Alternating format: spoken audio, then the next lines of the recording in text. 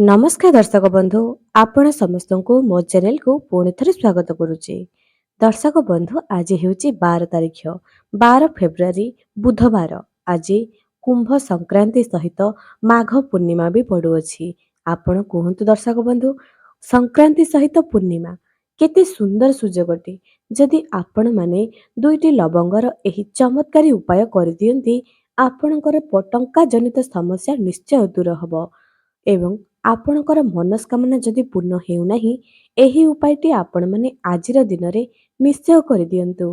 हाँ आज्ञा, एही सुवर्ण सुजोग को आपण माने जमा भी हाथ छड़ा करंतु नहीं। वर्तमान 144 वर्ष पर कुंभ मेला अनुष्ठित हेउची प्रयागराजरे एवं एही प्रयागराजरे स्नान करिबा द्वारा कोटि कोटि जन्मर पाप नष्ट हो जाए बोली शास्त्रीय मत अछि। कारण 144 वर्ष पर एमिति एक स्नान समस्ते करुअछंती जेउठिकी मनुष्य देवता साधु सन्थ समस्ते एकत्रित होई करुछंती। कुहा जाए देवी देवता माने मध्य निजर रूप बदलाई करी शून्य रे आसी करी एही कुंभरे मेलारे स्नान करंती। एते पवित्र होइथाए एही कुंभ मेलार स्नान। दर्शक बंधु आमे सेठिकी न जाई पारिले नाही, किंतु एही पवित्र दिन रे आमे माने निश्चय एही छोटिया उपायटी को करदबा। तेणु जदि पूर्णिमा पड़ुची आपण माने मने रखंतु एहा लक्ष्मी नारायणकर पवित्र दिन अटे। माँ लक्ष्मी को जदि प्रसन्न करबा पई चाहुचंती पूर्णिमा व्रत को आपण माने करिबा दरकार। एवं प्रति पूर्णिमा को पूर्णिमा खीरी मिश्री रे तैयारी होइथिबा खीरी किछि माँ लक्ष्मी को समर्पित करी आपण माने चंद्र किरण रे रखी करी घरर प्रत्येक सदस्य खाइबा दरकार। प्रत्येक थर एहे करिबा दरकार। माँ लक्ष्मी को धड़ा पुष्प अर्पण करिबा दरकार। एही पूर्णिमाटी माँ लक्ष्मी को समर्पित होइछि। प्रत्येक पूर्णिमा लक्ष्मी नारायणकर दिन ही अटे एवं विशेष करी महादेवंकर पूजा संक्रांति एवं पूर्णिमा महादेवंकर पूजारे आपण माने बहुत कृपा प्राप्त करि परिबे। तेणु एही सुजोग को जमा भी हाथ छड़ा करंतु नहीं। तेबे दर्शक बंधु आपण मानक मु कहि रखुची जे दुईटी लवंगर केउ उपाय आपण माने आज करिवे। जेते पारुचंती एही वीडियो को बहु मात्रा रे शेयर करंतु। आज राति भितरे जदि आपण माने संभव हेउची एही उपायटी निश्चय करंतु, कारण समस्तक घरे तो लवंग उपलब्ध थिबो। तेबे काहेकि डेरी करूचंती? ए पर्यंत जदि चैनल को सब्सक्राइब करिनाहांती निहाती सब्सक्राइब करंतु। पाखर थिबा बेल आइकन को क्लिक करी वीडियो को गोटे लाइक टी कर दियंतु एवं कमेंट सेक्शन रे जय मां लक्ष्मी निहाती लिखंतु। दर्शक बंधु प्रथमे जदि आपण माने एही वीडियो पाई सारिलेनी महादेवंक मंदिर को जीवा आरंभ कर दियंतु। आज जेहेतु पूर्णिमा सहित संक्रांति पड़ुची धन जनित समस्या पई आपण माने कंचा क्षीर देवदेव महादेवंक पाखरे अर्पण करिवे। किंतु मने रखंतु सेही क्षीर को जलाधारी रु आरंभ करी शिवलिंग रे पकाइबे। डायरेक्ट जल शिवलिंग रे पकाइबे नहीं। धन जनित समस्या पई कंचा क्षीर को महादेवंकर जे जलाधारी जे अशोक सुंदरीकर जगह सेही ठारू आरंभ करी शिवलिंग रे पकाइबे। घियर दीप जालिबे। देवदेव महादेव को आजिर दिन में गोटे चाउलर दाना चढ़ाइबे एवं निजर शक्ति मुताबक महादेव को निजर भोग अर्पण करिवे।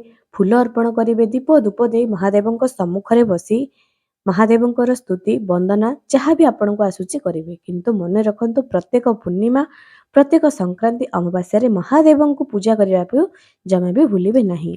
द्वितीय उपाय दुईटी लवंगर उपाय आपण माने आज संध्या समय रे गोटाए घियर दीप नियंतु। सेही घियर दीप रे दुईटी लवंग को पकाई दियंतु। एहाकू जाली दियंतु माँ लक्ष्मी को पाखरे। आपण गोटे आसन पकाई सेठी बसी जांतु।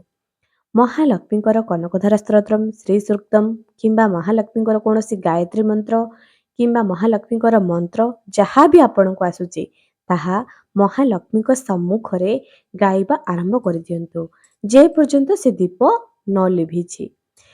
जदि सेतक भी करि पारु नाहंती आपण महालक्ष्मी पाखरे केवल चुपचाप बसी करी गोटे भावरे गोटे प्रेम भावरे माँ लक्ष्मी पाखरे बसंतु। निजर अभिलाष प्रकाश करंतु। माँ लक्ष्मीकर फोटो चित्र को देखंतु। चुपचाप बसी जांतु सही जगार। जेते बेले दीपटी पूरा जली जिवो ଦୀପଟି ପୁରା ଜଳିଯିବ, ସେହି ଲବଙ୍ଗ ବି ଜଳିଯିବ। ଯାହା ଲବଙ୍ଗର ଅବଶିଷ୍ଟ ଅଂଶ ବଞ୍ଚିଯିବ, ଏହାକୁ ଲାଲ କପଡ଼ାରେ ବାନ୍ଧି କରି ଆପଣ ନିଜର ଯେଉଁଠାରେ ତିଜୋରି ରଖୁଛନ୍ତି ସେଠି ରଖନ୍ତୁ, କିମ୍ବା ନିଜର ପର୍ସରେ ହିଁ ରଖିଦିଅନ୍ତୁ। କାରଣ ଆପଣ ଏହାକୁ ବାରମ୍ବାର ବ୍ୟବହାର କରୁଥିବେ, ଯୁଆଡ଼େ ବି ଯାଉଛେ ଏହାକୁ ଧରିକି ଯାଉଥିବେ। ଏହାଦ୍ୱାରା ଟଙ୍କା ଜନିତ ସମସ୍ୟା ଆପଣଙ୍କର ଦୂର ହୋଇଯିବ। ତେବେ ଏହାକୁ ଆପଣ ଗୋଟିଏ ପୂର୍ଣ୍ଣିମା ନୁହଁ, ଏମିତିକି 3ଟି ପୂର୍ଣ୍ଣିମା କରିଦିଅନ୍ତୁ। ଏହା ବହୁତ ଲାଭକାରୀ ଅଟେ।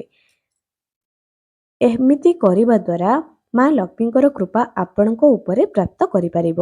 ତେଣୁ ଚେଷ୍ଟା କରନ୍ତୁ ଏହି ଉପାୟକୁ ଆଜି ସନ୍ଧ୍ୟା ସମୟରେ ଆପଣମାନେ କରିଦିଅନ୍ତୁ। କାରଣ ସମସ୍ତଙ୍କ ଘରେ ଘିଅର ଦୀପ ଏବଂ ଲବଙ୍ଗ ତ ଉପଲବ୍ଧ ଥିବ, ଏବଂ ଏହି ଛୋଟିଆ ଉପାୟଟି କରିଦେଲେ କ୍ଷତି କ'ଣ? ନିଶ୍ଚୟ କରନ୍ତୁ ଦର୍ଶକ ବନ୍ଧୁ। ତୃତୀୟ ଉପାୟ ଜାଣିବା। ତୃତୀୟ ଉପାୟଟି ଏହା ହେଉଛି ଯେ ପୂର୍ଣ୍ଣିମା ପଡ଼ୁଅଛି, ଆପଣମାନେ ଗୋଲାପର ସୁଗନ୍ଧିତ ଧୂପକାଠି କିମ୍ବା ଗୋଲାପର ଇତର, ଯାହାକି ପୂଜା ଦୋକାନରେ ଆପଣମାନେ ପାଇଯିବେ, ଏହାକୁ ଆପଣମାନେ ମା ଲକ୍ଷ୍ମୀଙ୍କ ସମ୍ମୁଖରେ ଯେପରିକି ଧୂପକାଠିକୁ ଜାଳିଦେବେ ଏବଂ ଇତର ଥୋଡ଼ା ଟିକେ ମା ଲକ୍ଷ୍ମୀଙ୍କୁ ଲଗାଇଦେବେ। ମା ଲକ୍ଷ୍ମୀଙ୍କୁ ଟିକେ ଲଗାଇଦେବେ ତାଙ୍କ ବସ୍ତ୍ରରେ। ଏମିତି କରିବା ଦ୍ୱାରା ବି ଆପଣଙ୍କର ଟଙ୍କା ଜନିତ ସମସ୍ୟା ନିଶ୍ଚୟ ଦୂର ହେବ। ଯେଉଁ ଲବଙ୍ଗର ଦୀପରେ ଲବଙ୍ଗ ଜାଳିବାର ଉପାୟ ପୂର୍ବରୁ କହିଲି, ଏହି ଉପାୟ ଏବଂ ଏହି ଉପାୟ ଆପଣଙ୍କୁ 3ଟି ପୂର୍ଣ୍ଣିମାକୁ କରିଦିଅନ୍ତୁ। ଦେଖିବେ ଆପଣଙ୍କର ଯେଉଁ ଟଙ୍କା ଜନିତ ସମସ୍ୟାରେ ଆପଣମାନେ ପୀଡ଼ିତ ହେଉଛନ୍ତି, ଏହା ନିଶ୍ଚୟ ଦୂର ହୋଇଯିବ। ଦର୍ଶକ ବନ୍ଧୁ, ମୁଁ ତ କହିବି ଏହି ଉପାୟକୁ ଆପଣମାନେ ନିଶ୍ଚୟ ଥରେ ପରୀକ୍ଷା କରନ୍ତୁ ଯେ ସତରେ ଏହି ଉପାୟ କରିବା ଦ୍ୱାରା ଆପଣଙ୍କର ଜୀବନରେ ଟଙ୍କା ଜନିତ ସମସ୍ୟା ଦୂର ହେଉଛି କି ନାହିଁ। ଚତୁର୍ଥ ଉପାୟଟି ଜାଣିବା। ଦର୍ଶକ ବନ୍ଧୁ, ସ୍ୱାମୀ ସ୍ତ୍ରୀଙ୍କର ଝଗଡ଼ା ତ ଏମିତିରେ ସମସ୍ତଙ୍କ ଘରେ ହୁଏ, କିଛି ଜଣଙ୍କର ଅଧିକରୁ ଅଧିକ ହୋଇଯାଏ। ଏଥିପାଇଁ ପତି ପତ୍ନୀଙ୍କ ଭିତରେ ମନାନ୍ତର ମତାନ୍ତର ବି ହୋଇଥାଏ। ତେବେ ଆଜିର ଉପାୟଟି ଏହା ଯେ ବର୍ତ୍ତମାନ ଯେଉଁ ଉପାୟଟି କହୁଛି, ସ୍ୱାମୀ ସ୍ତ୍ରୀ ଭିତରେ ଯଦି ବହୁତ ଝଗଡ଼ା ଲାଗୁଛି, ଏହି ଉପାୟକୁ 3ଟି ପୂର୍ଣ୍ଣିମା କରନ୍ତୁ। ଦର୍ଶକ ବନ୍ଧୁ, ଆପଣମାନଙ୍କୁ କ'ଣ କରିବାକୁ ପଡ଼ିବ? କଞ୍ଚା କ୍ଷୀର ନେବେ, ସେଥିରେ କିଛି ଜଳ, ଚାଉଳ ଏବଂ ଟିକେ ଚିନି ଅର୍ପଣ କରିବେ। ଏହାକୁ ଆପଣମାନେ ସନ୍ଧ୍ୟା ସମୟରେ ଯେତେବେଳେ ଚନ୍ଦ୍ର ଦେଖାଯିବ, ପୂର୍ବପଟେ ମୁହଁ କରି ଚନ୍ଦ୍ରଙ୍କ ସମ୍ମୁଖକୁ ମୁହଁ କରି ଆପଣମାନେ ଅର୍ଘ୍ୟ ଦେବେ। ଅର୍ଥାତ୍ ଯେମିତି ସୂର୍ଯ୍ୟଙ୍କୁ ଜଳ ଅର୍ପଣ କରାଯାଏ, ଯେଉଁ କଞ୍ଚା କ୍ଷୀର ଏବଂ ଚାଉଳ, ଚିନି, ପାଣି ମିଶାଇ ଏବଂ ସେଥିରେ ଗୋଟାଏ ଧଳା ଫୁଲ ବି ଅର୍ପଣ କରିବେ। ଏହାକୁ ଆପଣମାନେ ଚନ୍ଦ୍ରକୁ ଅର୍ଘ୍ୟ ଦେବେ। ଅର୍ଘ୍ୟ ଦେବା ସମୟରେ ଓಂ ସୁଂ ଶୁକ୍ରାୟ ନମଃ, ଆପଣମାନେ ଚନ୍ଦ୍ର ଦେବତାଙ୍କୁ ଅର୍ଘ୍ୟ ଦେଉଛନ୍ତି କିନ୍ତୁ ଜପ କରୁଛନ୍ତି ଶୁକ୍ରଙ୍କର। କାରଣ ପତି ପତ୍ନୀଙ୍କର ଭିତରେ ଯେଉଁ ସମ୍ବନ୍ଧ ଥାଏ, ଏହାକୁ ମଜବୁତ କରାଇଥାଏ ଶୁକ୍ର ଗ୍ରହ। ତେଣୁ ଆପଣମାନେ ଏହି ମନ୍ତ୍ରଟିକୁ ଜପ କରିବେ। ଏହାକୁ 3ଟି ପୂର୍ଣ୍ଣିମା ଆପଣମାନଙ୍କୁ କରିବା ପାଇଁ ଅଛି। ଏହି ଉପାୟକୁ କରିବା ଦ୍ୱାରା ସ୍ୱାମୀ ସ୍ତ୍ରୀଙ୍କ ଭିତରେ ଯେଉଁ ଝଗଡ଼ା, ଯେଉଁ ମନାନ୍ତର ମତାନ୍ତର ଚାଲୁଛି, ଏହା ନିଶ୍ଚୟ ଦୂର ହୋଇଯିବ। ଦର୍ଶକ ବନ୍ଧୁ,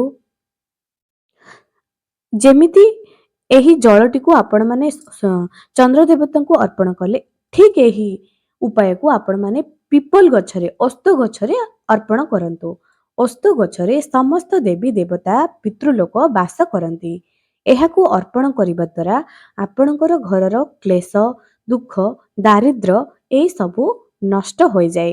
ଥରୁଟିଏ ଆପଣମାନେ ଏହି ଯେଉଁ କଞ୍ଚା କ୍ଷୀର, ସେଥିରେ ଚାଉଳ, ଚିନି ଏବଂ ଗୋଟାଏ ଧଳା ପୁଷ୍ପ ସହିତ ଜଳ ଅର୍ପଣ କରିବା ପାଇଁ କହିଥିଲି, ଏହାକୁ ଓସ୍ତ ଗଛ ମୂଳେ ବି ଥରୁଟିଏ ଦେଇକରି ଦେଖନ୍ତୁ। ଯେତେବେଳେ ଚନ୍ଦ୍ରଙ୍କୁ ଅର୍ଘ୍ୟ ଦିଆଯାଏ, ରୂପାର ପାତ୍ରରେ ଦିଆଯାଏ, ଯଦି ନାହିଁ ଷ୍ଟିଲର ପାତ୍ରରେ ଦେବେ, କିନ୍ତୁ ତମ୍ବାର ପାତ୍ରରେ ଦେବେ ନାହିଁ। ଏପରି ଆପଣମାନେ 3ଟି ପୂର୍ଣ୍ଣିମା ନିଶ୍ଚୟ କରନ୍ତୁ। ଦେଖିବେ ଆପଣଙ୍କର କିପରି ଧନଜନିତ ସମସ୍ୟା, ଯେଉଁ ସ୍ୱାମୀ ସ୍ତ୍ରୀଙ୍କ ଭିତରେ କ୍ଲେଶ ଚାଲୁଛି, ଏହା ନିଶ୍ଚୟ ଦୂର ହୋଇଯିବ। ଶେଷ ଉପାୟଟି ଏହା ଅଟେ ଯେ ଆପଣମାନେ ଆଜିର ଦିନରେ 11ଟି ତୁଳସୀ ପତ୍ର ଆଣନ୍ତୁ। ଏହାକୁ ଧୋଇ କରି ହଳଦୀରେ ଟିକେ ପାଣି ମିଶାଇ କରି ପ୍ରତ୍ୟେକ ତୁଳସୀ ପତ୍ରରେ 11ଟି ତୁଳସୀ ପତ୍ରରେ ଶ୍ରୀ ଲେଖିବେ। ଶ୍ରୀ ଲେଖିକରି ଆପଣ ଭଗବାନ କୃଷ୍ଣଙ୍କୁ, ରାମଙ୍କୁ କିମ୍ବା ଜଗନ୍ନାଥଙ୍କୁ, ଯିଏ ବି ଆପଣଙ୍କ ଘରେ ନାରାୟଣଙ୍କର ଯିଏ ବି ଅବତାର ଅଛନ୍ତି, ତାଙ୍କୁ 11ଟି ତୁଳସୀ ପତ୍ର ହଳଦୀରେ ଶ୍ରୀ ଲେଖିକରି ଅର୍ପଣ କରନ୍ତୁ। ଏହାଦ୍ୱାରା ଜୀବନର ସବୁ କଷ୍ଟ ଆପଣଙ୍କର ଦୂର ହୋଇଯିବ। ଆଜିର ଉପାୟ ସବୁ ଯାହା ବି କହିଲି, ଏଥିରେ ଆପଣଙ୍କର ବେଶୀ ଟଙ୍କା ଖର୍ଚ୍ଚ ହେବ ନାହିଁ କି ବେଶୀ ସମୟ ବି ନଷ୍ଟ ହେବ ନାହିଁ।